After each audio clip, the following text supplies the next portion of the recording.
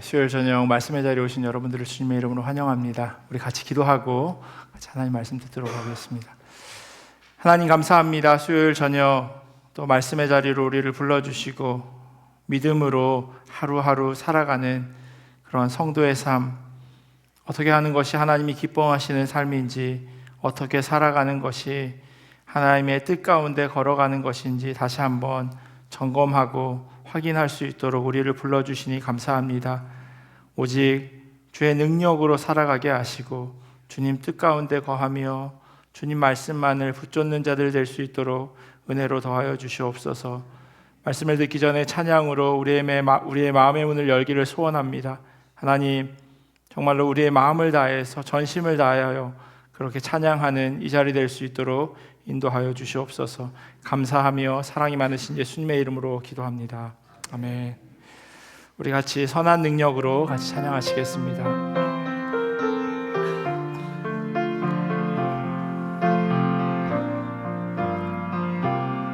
주 선한 능력으로 날 안으시네. 주 선한 능력으로 안으시네. 그 크신 팔로 날 붙드시네. 절망 속에도 흔들리지 않고 사랑하는 주 얼굴 구하리. 선한 능력으로 일어서리. 주만을 지어리. 믿음으로 우리 고대 안에 주 오실 그날 영광의 새날을 맞이하리. 이전의 괴로움 날 애워싸고 고난의 길을 걷는다 해도 주님께 모두 맡긴 우리 영혼 끝내 승리의 날을 맞으리. 선한 능력으로 일어서리. 미만이 지어리. 믿음으로 우리 고대 안에 주 오실 그날 영광의 새날을 맞이하리.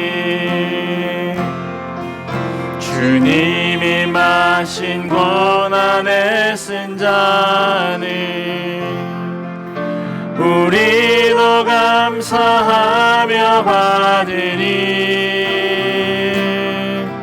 주님의 남은 고난 채워가며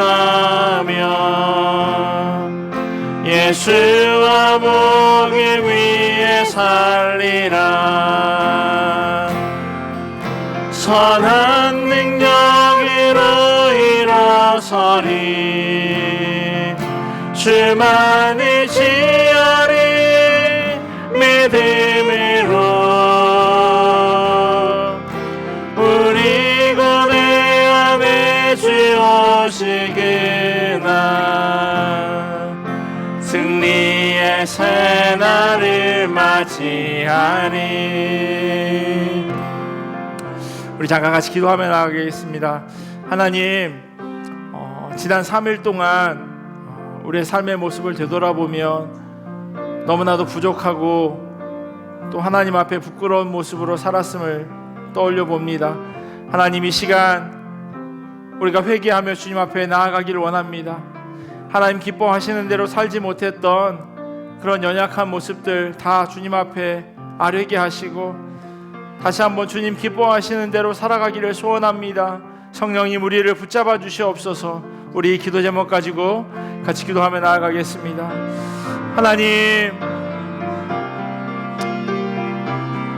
주님의 자녀들이 하나님 앞에 나아왔습니다. 하나님의 말씀 앞에 그렇게 엎드리는 마음으로 그렇게 나아왔습니다. 그런데 하나님, 우리의 연약함을 먼저 주님 앞에 내려놓기를 소원합니다. 하나님의 말씀대로 그렇게 살아가려고 부단히도 노력하지만, 믿음으로 살아보려고 그렇게 애쓰며 발버둥 치지만 자꾸 넘어지고 쓰러집니다. 하나님, 그때마다 다시금 우리를 일으켜 주시는 주님을 붙잡는 자들 되게 인도하여 주시옵소서. 주님만을 바라보게 하시고 주님만을 의지하게 하시고, 하나님 믿음으로 다시금 일어나는 자들 될 수 있도록 주여 인도하여 주시옵소서. 성령님, 우리의 각 신령 가운데 하나님의 은혜를 더하여 주시옵시고, 하나님께서 주시는 그 말씀대로 그렇게 믿음으로 살아갈 수 있도록 주여 도와주시옵소서. 연약하기에 부족하기에 주님 앞에 엎드리오니 주님, 우리의 심령을 온전히 붙잡아 주시옵소서. 감사하며 사랑이 많으신 예수님의 이름으로 기도합니다. 아멘. 우리 주의 음성을 내가 들으니 같이 박수 치시면서 같이 찬양하시겠습니다. 주의 음성을 내가 들으니 사랑한단 말일세. 믿는 마음으로 주께 가온 나를 영접하소. 주의 음성을 내가 들으니 사랑한단 말일세. 믿는 마음으로 주께 가온 나를 영접하소서.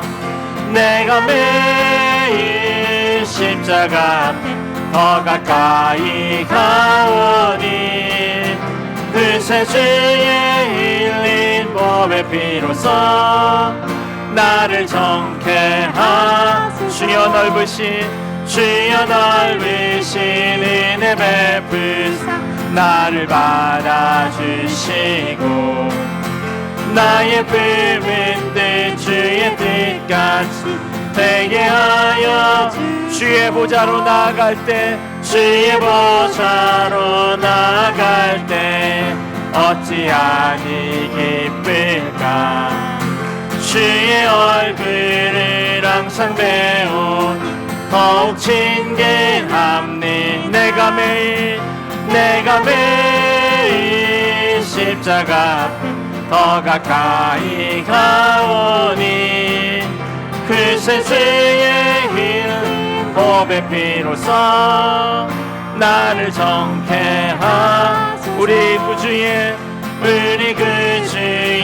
넓은 사랑 측량할 자 없으며 주가 주시는 참된 헤아릴 수 없던 내가 매일 십자가 더 가까이 가오니 그리스도 주의 흘린 몸의 피로써 나를 정케 하소서.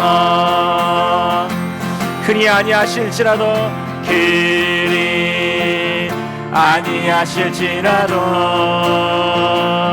감사해요.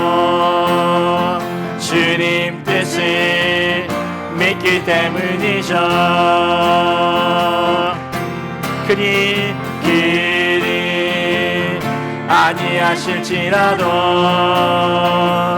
사랑해요. 협력해서 선을 이루어요. 언제나 나를 향한 신실한 사랑,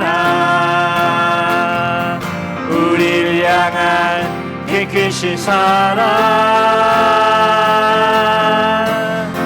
우리가 함께 높이며 주를 찬양해. 할렐루야 하나님께 영광. 그리 아니하실지라도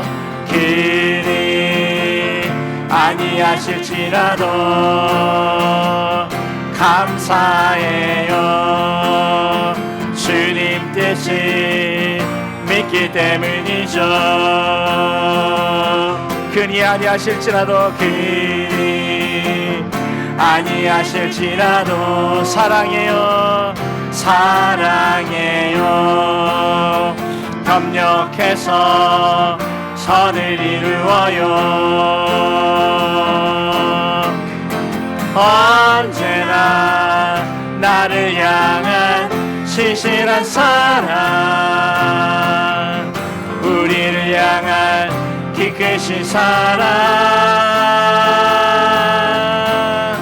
우리가 함께 높이며 주를 찬양해 할렐루야 하나님께 영광. 우리 한 번만 더 고백하겠습니다. 그리 아니하실지라도 감사해요. 주님 뜻을 믿기 때문이죠. 그니 아니하실지라도 그니 아니하실지라도 사랑해요. 협력해서 선을 이루어요. 언제나 나를 향한 신실한 사랑 우리를 향한 이끄신 사랑 우리가 함께 높이며 주를 찬양해 할렐루야 하나님께 영광. 아멘.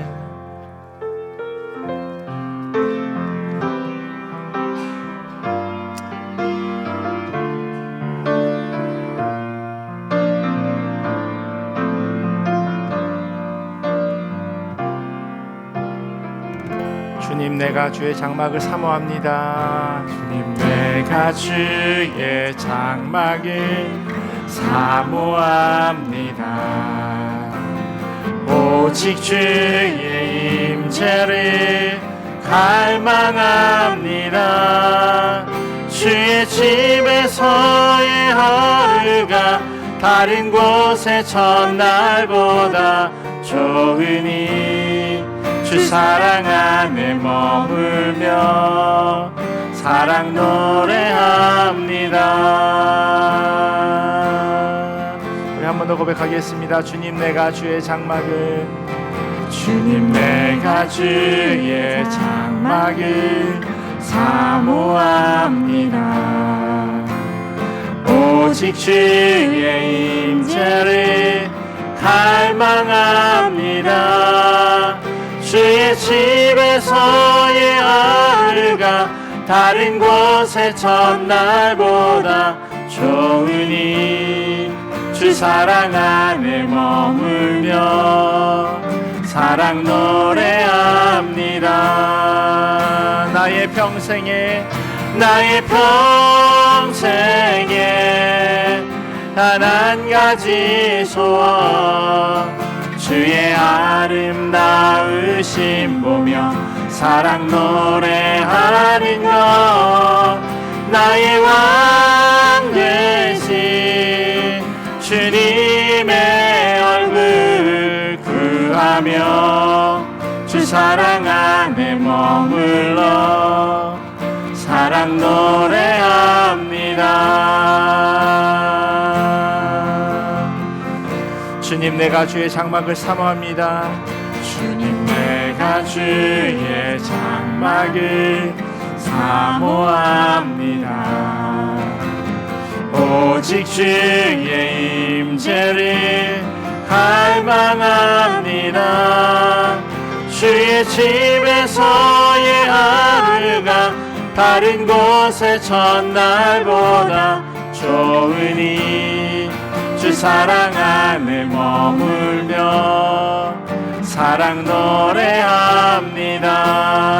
나의 평생에 단 한 가지 소원 주의 아름다우심 보며 사랑 노래하는 것 나의 왕 되신 주님의 얼굴 구하며 주 사랑 안에 머물러 사랑 노래합니다. 나의 평생에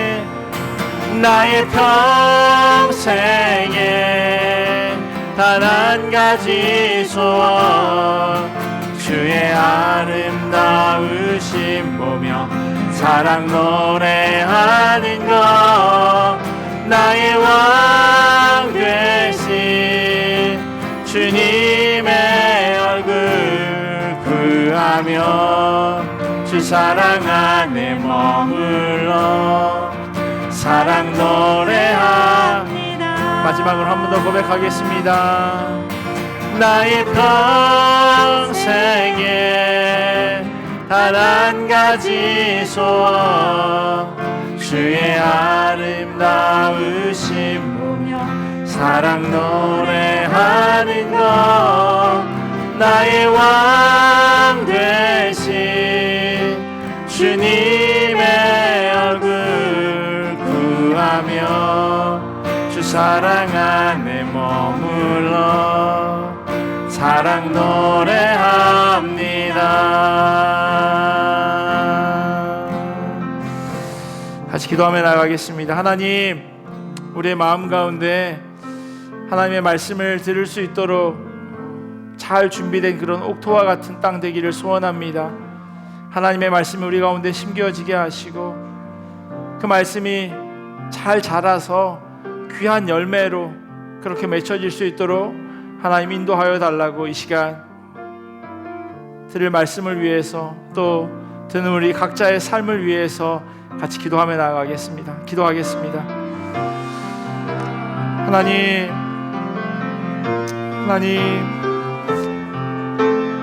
하나님의 말씀을 들을 수 있도록 하나님 우리 가운데 이 시간 임하여 주시옵소서. 각 심령 가운데 하나님의 말씀이 하나님 온전히 들려지게 하시고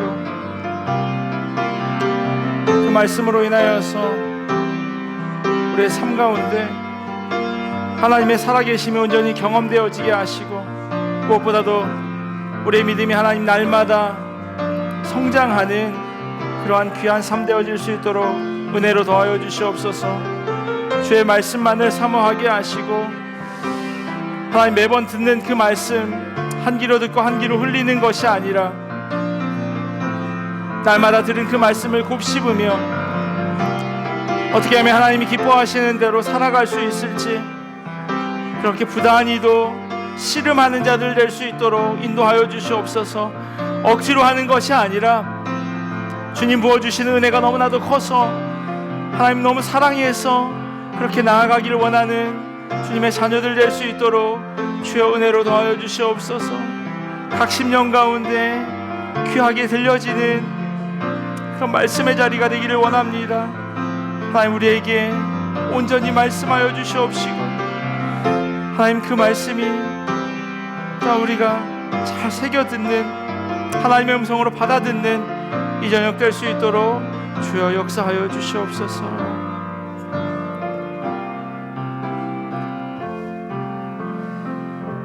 참 좋으신 하나님 감사합니다. 수요일 저녁 주님의 자녀들이 함께 모여서 다시금 말씀을 상고합니다. 하나님 주시는 음성에 귀 기울이는 시간 되게 하시고 언제나 주님 주시는 그 말씀이 나에게 주시는 음성으로 들려질 수 있도록 인도하여 주시옵소서. 믿음이 무엇인지 어떻게 하는 것이 믿는 사람이 살아가는 삶의 모습인지 하나님 오늘 이 시간 함께 나누려고 합니다. 우리 각 심령 가운데 은혜로 더하여 주시옵시고 하나님 들은 그 말씀대로 살아내는 그런 결단이 있는 이 저녁 될 수 있도록 역사하여 주시옵소서. 감사하며 사랑이 많으신 예수님의 이름으로 기도합니다. 아멘. 우리 하나님 주신 말씀 같이 보도록 하겠습니다. 오늘 우리에게 주신 하나님의 말씀은 마태복음 25장 31절에서 46절까지 말씀입니다. 마태복음 25장 31절에서 46절까지 말씀입니다.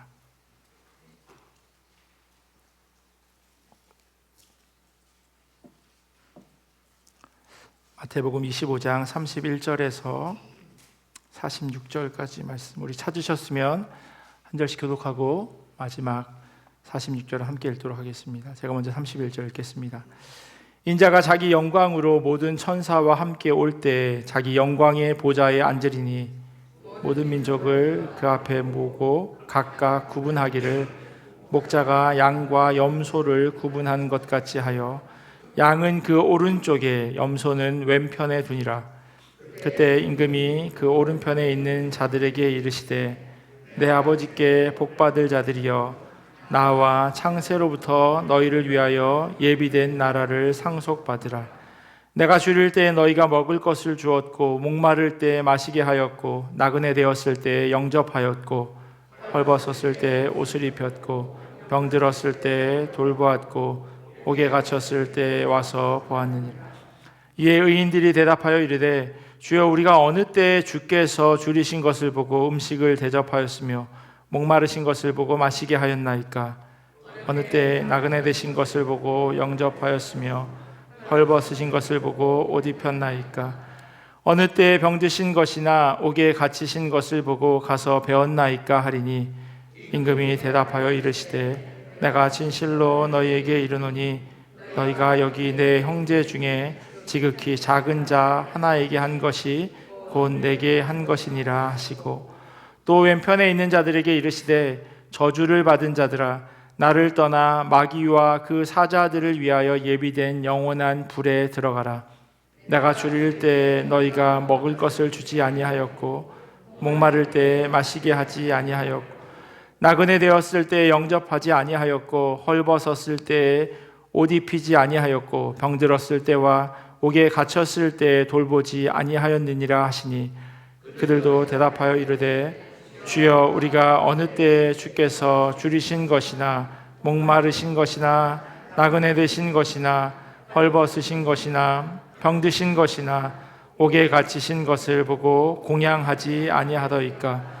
이에 임금이 대답하여 이르되 내가 진실로 너희에게 이르노니 이 지극히 작은 자 하나에게 하지 아니한 것이 곧 내게 하지 아니한 것이니라 하시니라.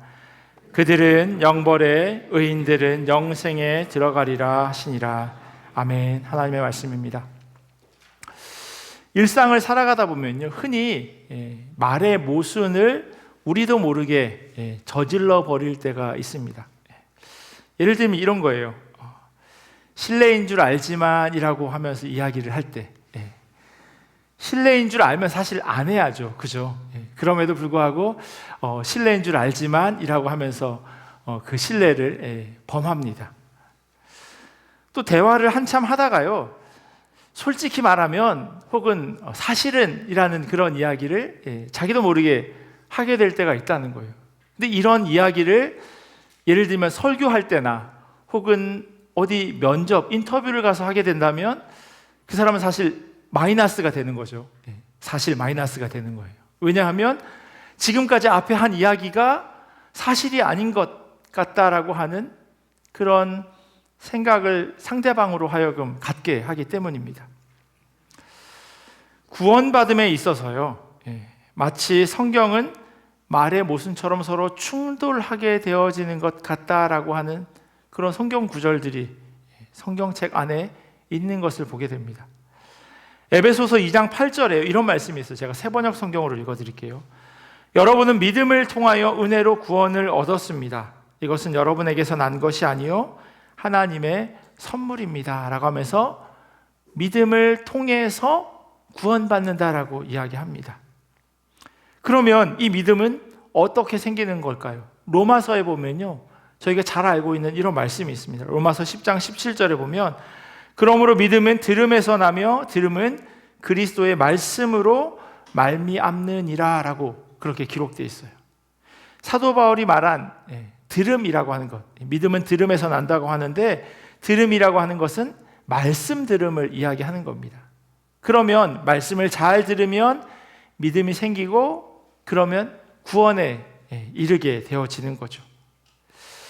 이렇게 한 방향으로 이야기가 흘러가면 좋을 텐데 야고보서 기자는요 조금 다른 관점으로 이야기하고 있습니다. 야고보서 2장 24절에 보면 여러분이 아는 대로 사람은 행함으로 의롭게 되는 것이지 믿음으로만 되는 것이 아닙니다. 이렇게 얘기하고 있어요. 믿음으로만 되는 게 아니래요. 분명히 믿으면 구원받는다고 이야기했는데 갑자기 믿음으로만 구원받는 게 아니라고 이야기합니다. 행하지 않으면 구원받지 못한다라고 하는 입장에서 이야기를 하고 있어요. 도대체 뭘까요? 성경 안에서 모순된 이야기를 하고 있는 걸까요? 앞뒤가 다른 말을 하고 있는 걸까요? 사도 바울은 믿으면 구원받는다고 했고 그 믿음은 말씀을 들음에서 나오기에 결론적으로 말씀을 잘 들으면 믿음이 생기고 구원을 받는 것이라고 이해할 수 있을 것 같은데 왜 야고보서에는 그게 아니라 믿음으로만 되는 게 아니라 믿음을 우리 삶 가운데 행해야 한다라고 그렇게 말하고 있는 걸까요? 그래서 머리가 복잡해지는 겁니다. 뭐가 맞는 거냐? 이렇게 질문하게 된다는 거예요. 어쩌면 예수님께서는요, 오늘 저희가 읽은 이 비유를 통해서 그걸 설명해 주려고 하고 있으신지도 모르겠어요. 물론 앞뒤가 바뀌었지만 이 비유가 더 사도 바울이나 야고보서 기자가 쓴 그 편지보다 더 앞선 이야기이긴 하지만요. 마태복음은요 24장부터 계속해서 하나님의 나라에 대한 그 예수님의 비유를 이어가고 있습니다. 24장, 25장 계속해서 하나님의 나라, 천국은 마치라고 하는 그런 비유를 이야기하고 있어요. 특별히 저희가 함께 읽은 이 마태복음 25장에는요 오늘 비유를 포함해서 세 가지 아주 유명한 비유들이 있습니다. 여러분들이 잘 알고 있는 비유예요. 첫 번째는 신랑이 오는 그때를 얼마나 잘 준비하고 있었느냐라고 하는 열처녀 비유 혹은 슬기로운 다섯 처녀 비유라고 불리는 이야기가 25장 마태복음 25장 첫 번째에 등장합니다. 두 번째 나오는 비유는요 주인이 돌아왔을 때 자신에게 맡긴 것 그걸 얼마나 남겼는지를 주인에게 보여주는 그 유명한 달란트 비유가 기록되어 있습니다. 흔히 열처녀 비유라고 하는 이야기를 보면 혼인잔치에 들어가지 못한 어리석은 다섯 처녀, 이 5명의 여자가요 어떤 악행을 저질렀다라고 하는 내용이 본문에 없습니다. 뭐 범죄를 저지르거나 뭐 엄청나게 나쁜 일을 한 사람이 아니에요. 그리고 이어지는 그 달란트 비유에서 한 달란트 받은 종 역시 뭐 대단하게 나쁜 일을 했다, 뭐 범죄를 저질렀다. 예를 들면 주인의 것을 자기가 가져갔다거나 아니면 탕자의 비유에 나오는 그 둘째 아들처럼 그 달란트를 허랑방탕하게 썼다라고 하는 내용이 없습니다. 그냥 잘 묻어두었다가 그 주인에게 다시 돌려준 거죠. 우리가 흔히 말하는 법을 어기는 범죄를 이들은 행하지 않았어요. 그럼에도 불구하고 이들은 욕을 태바가지로 먹습니다. 비유들의 결론으로 기름을 준비하지 않은 미련한 다섯 처녀들은 잔치에 참여하지 못하고 그리고 한 달란트를 받았던 사람은 바깥으로 내어 쫓김을 당하게 됩니다. 그리고 나서 이어지는 말씀이 바로 오늘 본문이에요. 그리고 이 본문은 계속해서 천국의 비유를 이야기하고 있습니다. 천국은 이런 거라는 거예요. 천국에 대한 비유 마지막이에요.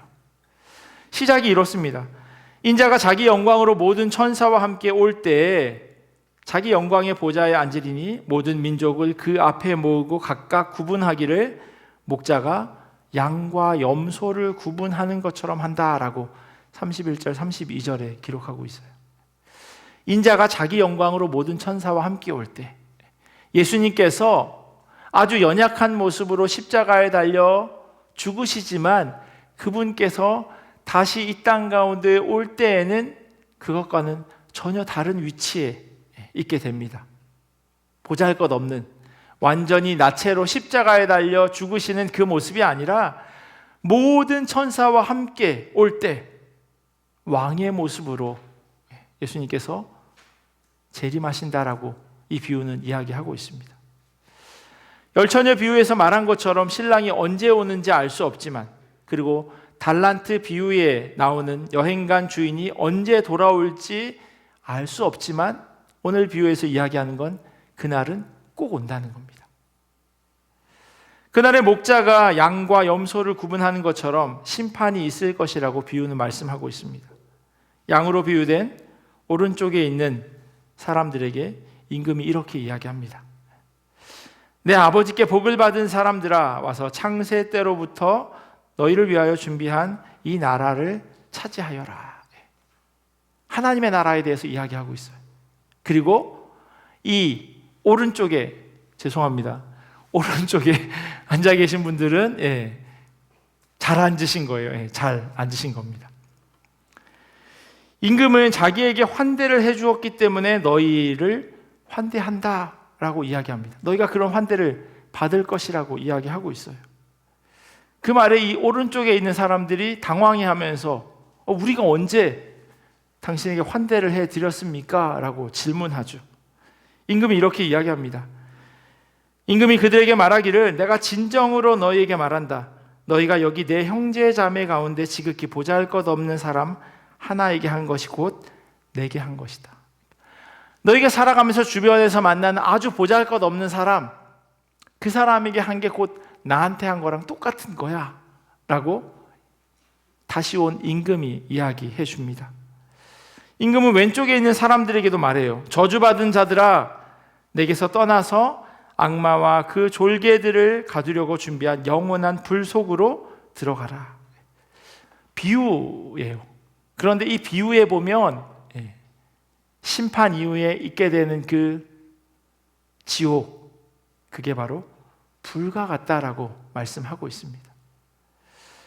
왼쪽에 있는 사람들이 이런 저주의 소리를 들은 이유, 1차적으로는 이 판단을 하고 있는 임금이 배고플 때 먹을 것을 주지 않았고, 목마를 때 마실 것을 주지 않았고, 나그네로 있을 때 영접해 주지 않았고, 헐벗었을 때 입을 것을 주지 않았고, 병들었을 때 그를 도와주지 않았다라고 성경은 말씀하고 있습니다. 당연히 죄송합니다. 왼쪽에 있는 사람들이 이야기하죠. 우리가 언제 그랬냐고. 본 적이 없는데, 당신이 배고플 때, 당신이 줄이고 있을 때, 목마를 때 우리는 그런 당신을 만난 적이 없는데 라고 질문합니다. 그러자 임금이 그들에게 오른쪽에 앉아 있었던 사람들에게 했던 이야기와 똑같은 이야기를 하는 거죠. 내가 진정으로 너희에게 말한다. 여기 이 사람들 가운데서 지극히 보잘것없는 사람 하나에게 하지 않은 것이 곧 내게 하지 않은 것이다 하고 말할 것이다. 그리하여 그들은 영원한 형벌로 들어가고 의인들은 영원한 생명으로 들어갈 것이다. 이게 오늘 비유 마지막입니다. 오늘 이야기가 이렇게 끝나요. 그리고 이 비유로 볼 때 심판의 기준이 어디에 있게 되는 건가요? 행하는 거죠. 배고픈 사람, 목마른 사람, 병들어 있는 사람, 옥에 갇힌 사람에게 잘하면, 그러면 영원을 얻게 되고, 그렇게 하지 않은 사람들, 그러니까 그렇게 행하지 않은 사람들은 불 속에 들어간다고 그렇게 말씀하고 있습니다. 믿음보다는요, 사랑의 행위가 구원의 기준이 되는 것, 그렇게 오늘 비유는 말하고 있는 것처럼 들립니다. 예수님께서 잡히시기 전에 하나님의 나라에 대해서 비유로 말씀하신 이 마지막 양과 염소 비유 혹은 최후 심판 비유는요, 얼마나 율법을 잘 지키고 살아가는가, 그리고 그것이 마지막에 심판의 결과와 어떻게 일치되고 있는지를 이야기해 주고 있는 것처럼 여겨집니다. 염소로 비유된 사람들이 율법을 어겼나요? 율법을 이들이 어겼나요? 그러니까 가난한 사람을 돌보지 않은 것, 옥에 갇힌 사람을 찾아가서 섬기지 않은 것, 고아와 과부를 돌보라고 구약에서 말하고 있지만요, 병든 자는 어떻게 해야 되냐면 멀리 해야 합니다. 병든 사람은요, 같이 살 수 없어요. 진 밖에 거해야 해요. 그래서 그들이 병들지 않은 사람과 접촉하지 못하도록 율법에는 적혀져 있습니다. 그러기에 아픈 자를 찾아가지 않은 것, 그건 오히려 율법에 맞는 행동이에요. 아픈 사람을 찾아가서 병이 나에게 옮겨지게 된다면 구약에 따르면요, 부정한 사람이 되는 거예요. 나는 원래 정한 사람이었는데, 죄 없는 사람이었는데 죄 있는 부정한 사람과 접촉함으로 인해서 내가 부정하게 되는 것, 이게 율법을 어기는 겁니다. 이 사람들은 격리시켜야 하고요, 때로는 일주일, 때로는 하루 종일 격리시켜야 하는 사람들이에요. 그러니까 그들에게 다가가는 것이 오히려 율법을 어기는 거예요. 다시 말하면 이 왼쪽에 있는 염소로 비유되는 이 사람들은요, 오히려 율법을 잘 지킨 사람입니다. 왜냐하면 오른쪽에 있었던 사람들은, 아픈 사람들을 어떻게 했어요? 찾아가서 고쳐주려고 했거든요. 그들에게 필요한 것을 공급해 줬어요. 아파서 먹을 게 없겠군요 하면서 그들에게 가서 먹을 걸 준 거예요. 그러면 이건 오히려 율법을 어긴 게 되는 겁니다. 세금을 잘 내는 것이 중요하지만 법을 지키는 범위 내에서 세금을 최대한 적게 내는 것, 그걸 사람들은 잘하는 거라고 이야기합니다. 그래서 기업들이 비싸게 회계사를 고용하는 거죠. 대기업들은요, 그 안에 작은 단체를 만듭니다.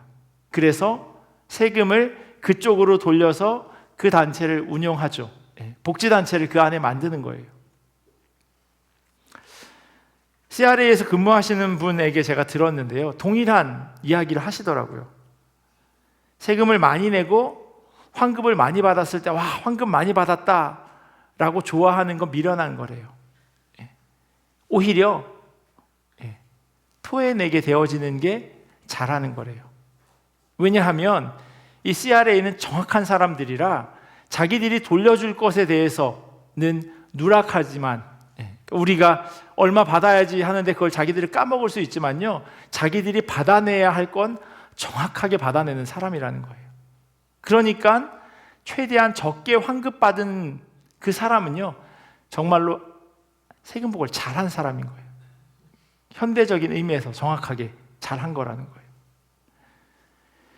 그런데 예수님께서 하시는 말씀은 율법을 잘 지켰느냐 못 지켰느냐, 그러한 의미가 아니에요. 그게 심판의 결과에 영향을 주는 것이 아니다라고 지금 말씀하고 계세요. 말씀드렸잖아요. 염소로 구분되는 사람들은 오히려 율법을 잘 지켰는데 영원한 불에 들어가게 되어지는 경우를 그들은 경험하게 되니까요. 말씀을 잘 듣는다라고 하는 것은요, 앞에서 말씀드린 대로 믿음의 척도가 됩니다. 그죠? 말씀을 잘 들으면 믿음이 생기고 그러면 구원에 이르게 되니까요. 하지만 아무리 말씀을 잘 듣고 믿음이 있다라고 말하다 하더라도요, 그들의 삶 가운데 사랑의 행위가 빠진다면, 율법대로 잘 살았다 하더라도 그 안에 사랑이 빠지면 왼쪽에 있는 염소들과 같은 취급을 받을 수밖에 없습니다.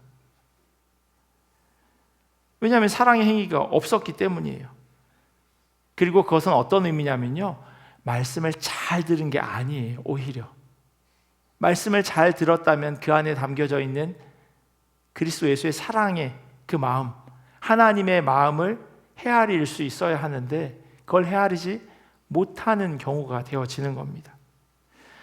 사도 바울은 말씀 들음과 믿음의 강조점을 두고 있는 것처럼 말하고요, 야고보서 저자는 행위에 대해서 강조하고 있는 것처럼 여겨지지만 사실 이 두 개는요, 분리되어질 수가 없는 거예요.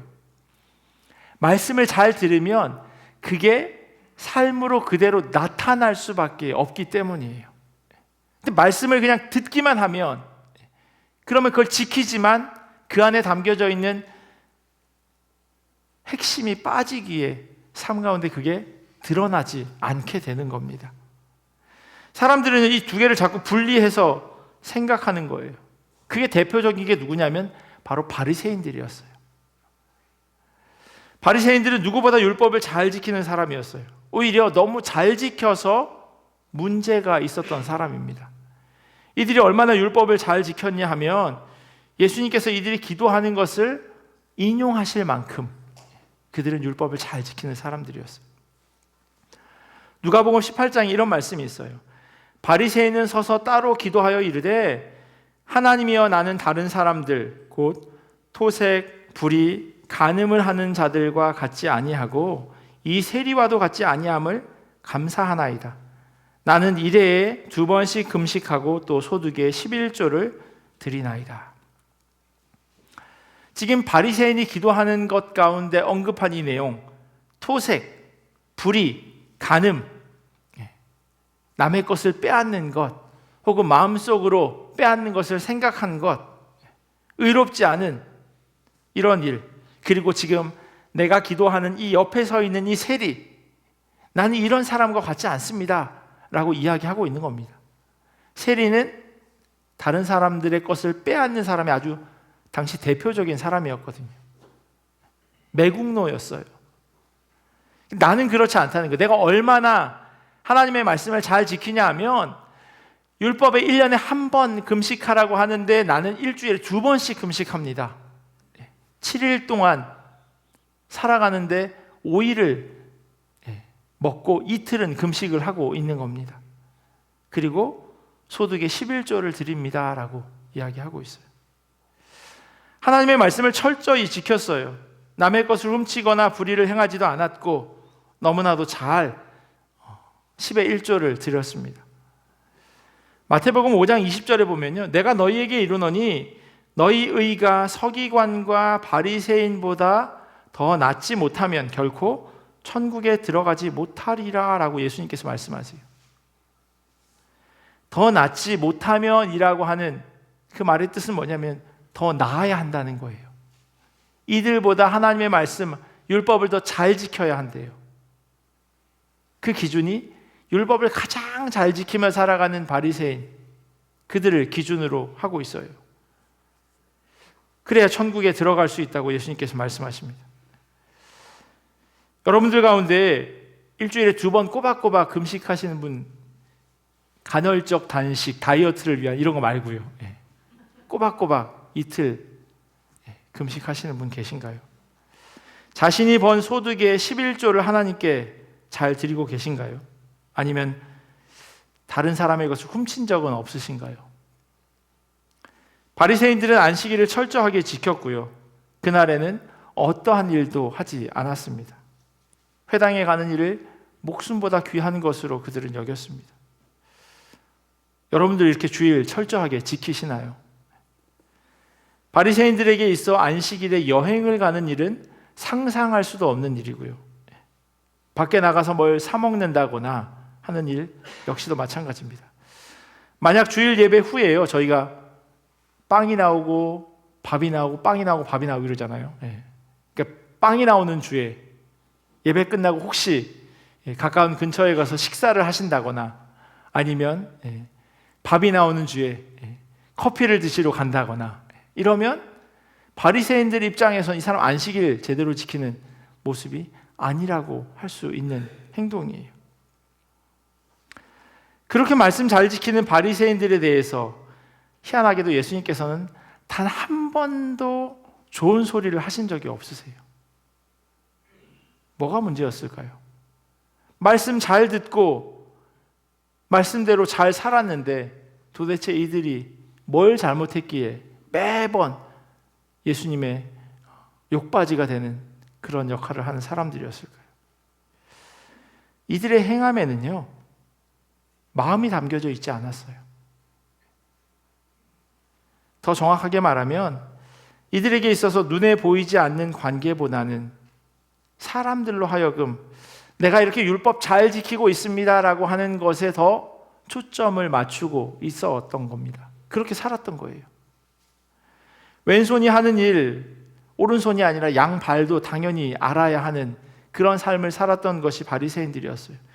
그래서 예수님께서 회당과 큰 길 모퉁이에 서서 기도하기보다는 골방에 들어가서 문을 닫고 숨어 기도하라고 이야기합니다. 금식한다면 금식하는 거 티내지 말고, 얼굴 화장 잘하고 굶은 거 티내지 말고 그렇게 다니라고 이야기하세요. 내가 골방에서 기도하면 사람들이 모르잖아요. 기도를 했는지 잤는지 알 수가 없죠. 사람들이 모일 때 기도하거나 혹은 길게 기도하거나 아니면 모퉁이라고 하는 건요, 사거리예요. 사거리. 일로 지나가는 사람도 보게 되고 일로 지나가는 사람도 보게 되는 그 사거리 모퉁이에 서서 기도하는 모습. 그건 누구나 내가 기도하는 걸 봐주십시오라고 하는 거죠. 바리새인들이 그렇게 살았던 거예요. 저 사람 기도하는구나. 저 사람 믿음 좋구나. 저 사람 기도할 때 참 그럴듯하게 하는구나. 저 사람 삶의 행동이 교회 안에서 그럴듯하구나 라는 이야기를 듣게 된다는 거예요. 바리새인들이 이렇게 행동했고 이것은 마음보다는 사람들에게 칭찬받고 높임받는 것에 초점을 두고 있었기에 이런 자들을 가리켜서 예수님께서 위선자라고 말씀하셨어요. 가면을 쓰고 있는 사람들이에요. 겉과 속이 다른 사람들입니다. 하나님께서 말씀하신 율법 지킴은요, 관계를 떠나서는 이야기할 수 없습니다. 하나님과의 관계와 사람들과의 관계 모두가 하나님의 말씀을 듣고 그 들은 말씀대로 살아가는데 나타나야 한다는 거예요. 정말 믿음 좋은 사람인데 관계가 나쁜 사람이 있다? 그러면 정말 믿음 좋다라고 이야기할 수 없다는 거예요. 왜냐하면 정말 믿음 좋은 사람은 관계가 좋을 수밖에 없으니까요. 왜 그러냐면 하나님의 말씀을 잘 들었다면 좋은 관계를 맺으며 살아가는 게 당연하니까요. 오늘 염소로 비유된 사람들이 바로 그렇게 관계 안에서 이러한 일들을 하지 않았던 사람들입니다. 이들은 살면서 율법을 잘 지켰다고 생각했어요. 자신들의 삶 가운데 어떤 범죄도 행하지 않았다라고 자부하던 사람들이었어요. 그래서 이들이 억울했던 거예요. 나만큼만 살라 그래. 꼬박꼬박 주일 예배 드렸고 교회에서 봉사 열심히 했고 또 버는 족족 헌금도 했어요.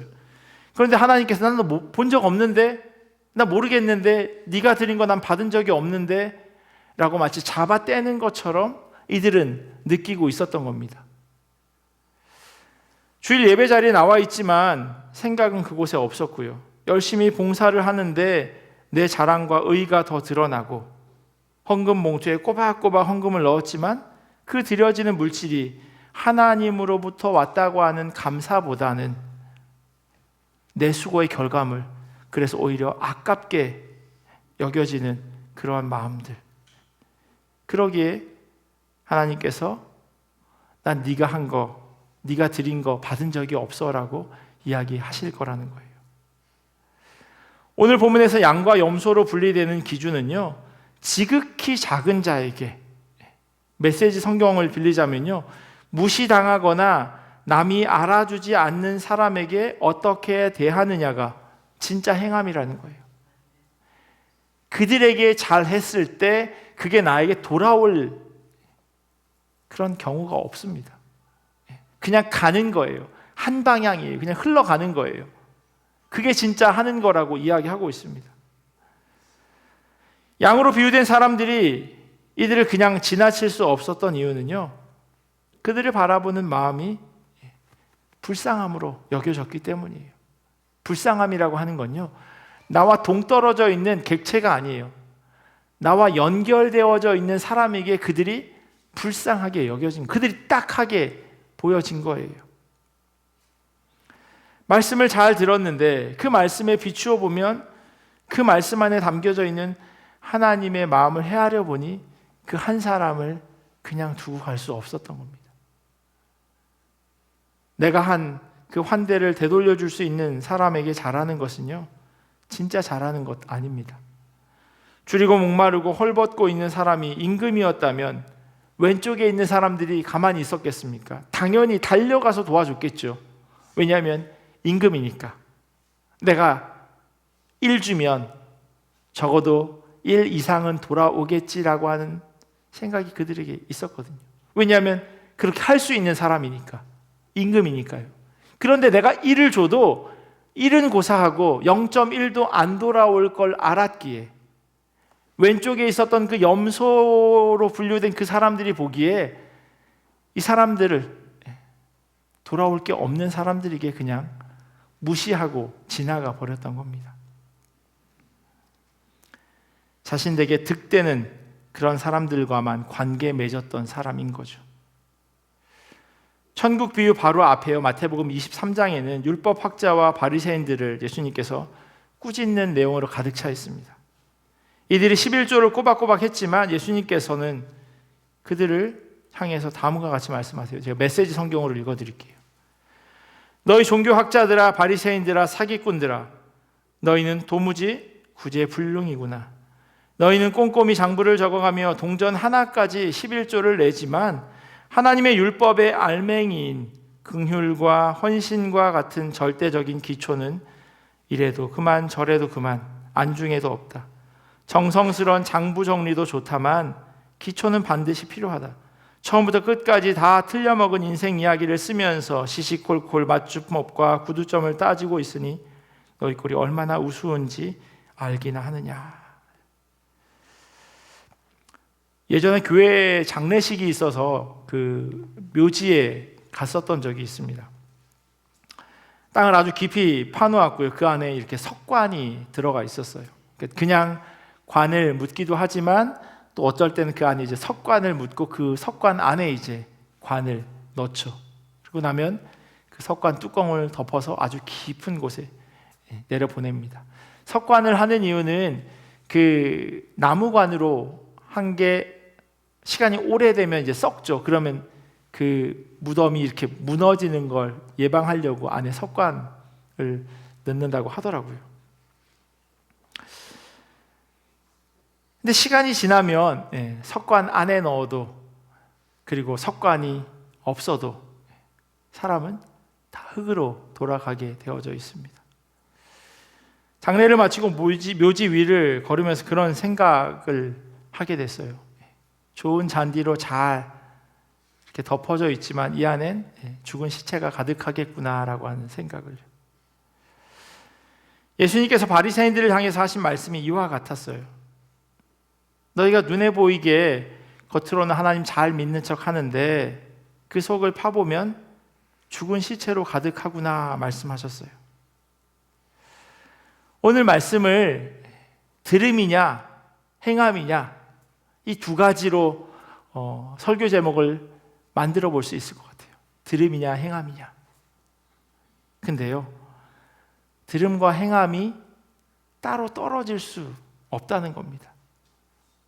행하려면 들어야 하고요, 들었다면 행할 수밖에 없습니다. 믿음은 들음에서 나고 들음은 그리스도의 말씀이라고 하는데, 그러면 그리스도의 말씀을 들은 사람은 야고보서 기자가 이야기하는 것처럼 행할 수밖에 없다는 겁니다. 행함이 없으면 바로 들은 게 아니고요, 바로 들었다면 당연히 행하게 되겠죠. 바울은 들음에 야고보서 저자는 행함에 무게를 두는 것 같지만 결국은 바로 듣고 바로 행하지 않으면 예수 그리스도의 참 제자가 아니다라고 성경은 말씀하고 있습니다. 하나님이 주신 말씀을 바로 이해하고 그 말씀을 이웃들과 살아가면서 바른 관계 안에서 실천하는 것, 그게 바로 오늘 최후 심판 비유가 우리에게 말씀해 주고 있는 교훈입니다. 존 스토트 목사님이요, 주석에서 이렇게 오늘 말씀을 설명합니다. 예수님의 천국 비유는 예수님의 초림과 재림 사이의 시간 동안 예수님이 우리에게 기대하시는 것이 무엇인지를 신자들에게 보여준다.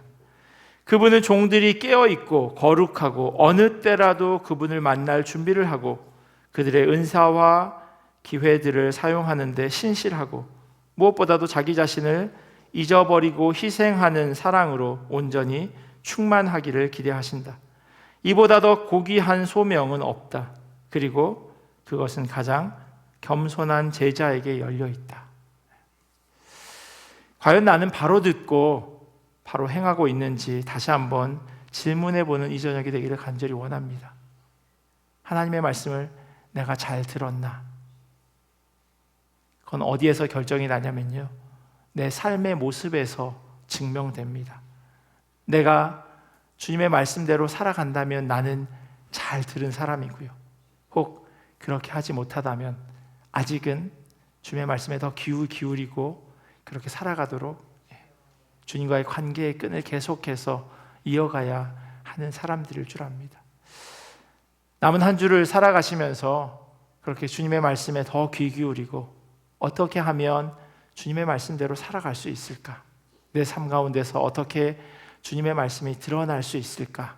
날마다 질문하고 그렇게 씨름하는 우리 모두가 되기를 예수 그리스도의 이름으로 간절히 축원합니다. 기도하겠습니다. 참 좋으신 하나님 감사합니다. 하나님의 말씀 앞에 날마다 엎드리고 또 주님의 말씀을 귀하게 사모하며 듣는 자들이지만 그러나 우리의 연약함으로 인하여 하나님 말씀대로 살아내지 못함을 주님 용서하여 주시옵소서.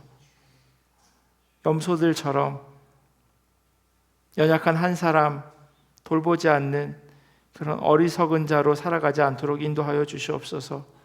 주님이 기뻐하시는 대로 하나님의 말씀을 들었다면 그 말씀을 들은 대로 온전히 살아내는 그런 성도된 삶 살아갈 수 있도록 은혜로 도와여 주시옵소서. 감사하며 사랑이 많으신 예수님의 이름으로 기도합니다. 아멘. 각자 가지고 오신 기도의 제목 가지고 기도하시고 자유롭게 돌아가도록 하겠습니다.